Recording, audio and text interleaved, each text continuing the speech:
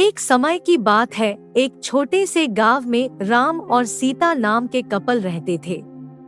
उनका एक अर्जुन नाम का बेटा था, जिसकी शादी रिया नाम की लड़की से हुई थी। राम और सीता कड़ी मेहनत करते थे और अपने बुढ़ापे के लिए पैसे बचाते।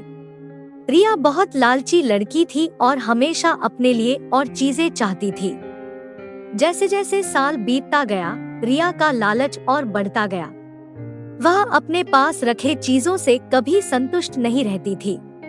वह हमेशा अपने सास ससुर से महंगे तोहफे मांगा करती थी और उनके बचाए हुए पैसों में से भी कुछ हिस्सा अपने लिए मांगती थी। राम और सीता बहुत ही अच्छे पेरेंट्स थे, इसलिए उसकी सारी जरूरतों को पूरा करते थे ताकि परिवार में शांति बनी रहे। वह अपने पति अर्जुन के ऊपर भी दबाव डालती थी कि वह अपने माँ बाप से पैसे और संपत्ति मांगे। वह बहुत ज्यादा संपत्ति इकट्ठा करना चाहती थी, बिना किसी मेहनत के। एक दिन राम और सीता ने यह फैसला लिया कि वह रिया को सबक सिखाएंगे। वह उसे बुलाते हैं और बोलते हैं कि बेटा, हमें तुमसे कुछ जरूरी बातें करनी है।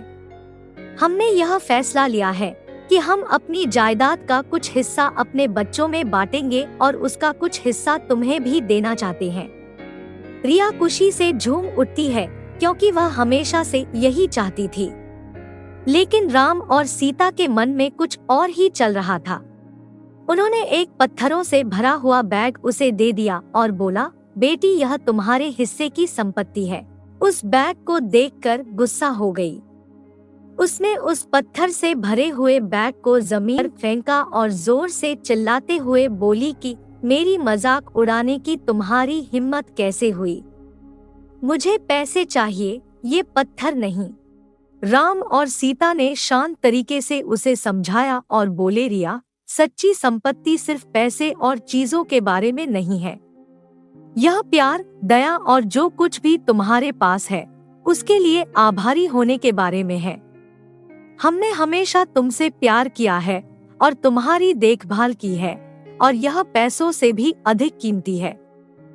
रिया को एहसास हुआ कि वह लालच में कितनी अंधी हो गई थी। उसको अपने किए गए बर्ताव के लिए पछतावा होने लगता है। उसने अपने सास और ससुर से माफी मांगी और अपने तरीके बदलने का वादा किया। उस दिन के बाद से उसमें बदलाव आया और वह एक अच्छी बहू बन गई। रिया के बदलाव की बात पूरे गांव में फैल गई और सभी ने एक बेहतर इंसान बनने के लिए उसकी प्रशंसा की। रिया अपने परिवार का ख्याल रखते हुए और उनके बीच मिले प्यार के लिए आभारी होकर हमेशा खुश रहने लगी। दोस्तों, दुनिया में सब कुछ पैसा नहीं होता। खाली हाथ आए हैं खाली जाएंगे। धन्यवाद।